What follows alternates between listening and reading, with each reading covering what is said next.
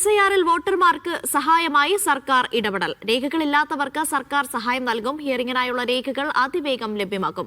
ഇതിനായി ജില്ലാ കളക്ടർമാർക്ക് സർക്കാർ നിർദ്ദേശം നൽകി.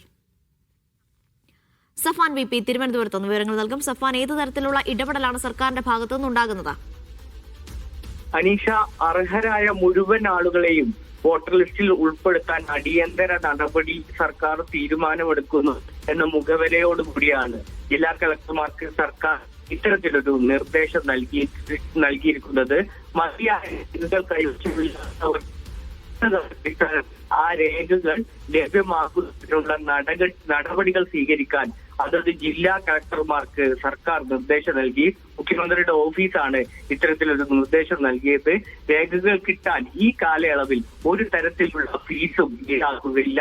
ഏതെങ്കിലും ഫീസ് ഉണ്ടെങ്കിൽ ഈ കാലയളവിൽ അത് ഒഴിവാക്കാനാണ് ജില്ലാ കളക്ടർമാർക്ക് നൽകിയ നിർദ്ദേശം.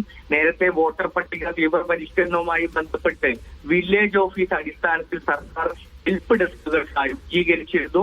അതിന്റെ പ്രവർത്തനങ്ങൾ ഓരോ സ്ഥലത്തിലും അതിന്റെ സജ്ജീകരണങ്ങൾ നടക്കുന്ന ഘട്ടത്തിലാണ് ഇത്തരത്തിലുള്ള നിർദ്ദേശം കൂടി സർക്കാർ നൽകുന്നത്.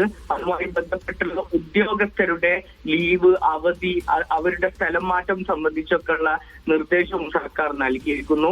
ഈ കാലയളവിൽ ഈ ഉദ്യോഗസ്ഥർക്ക് SIR-മായി ബന്ധപ്പെട്ടുള്ള ഉദ്യോഗസ്ഥർക്ക് എന്തെങ്കിലും അവധി വേണമെങ്കിൽ അതിന് മുൻകൂറായിട്ടുള്ള അപേക്ഷ നൽകണം. അതിനപ്പുറത്തേക്ക് ഈ കാലയളവിൽ ഈ ഉദ്യോഗസ്ഥർക്ക് സ്ഥലം മാറ്റം അനുവദിക്കാൻ പാടില്ല എന്നൊക്കെ തരത്തിലുള്ള കർശനമായ നിർദ്ദേശമാണ്, വോട്ടർമാർക്ക് സഹായകരമാകുന്ന നിർദ്ദേശമാണ് മുഖ്യമന്ത്രിയുടെ ഓഫീസ് ഇപ്പോൾ പുറപ്പെടുവിച്ചിട്ടുള്ളത്. തെരഞ്ഞെടുപ്പ് കമ്മീഷൻ ഹിയറിംഗുമായി ബന്ധപ്പെട്ടുള്ള നടപടിക്രമങ്ങൾ അടുത്ത ദിവസങ്ങളായിട്ട് കടക്കുന്ന ഘട്ടങ്ങളിൽ കൂടിയാണ് സർക്കാരിന്റെ ഈ ഇടപെടലുകൾ.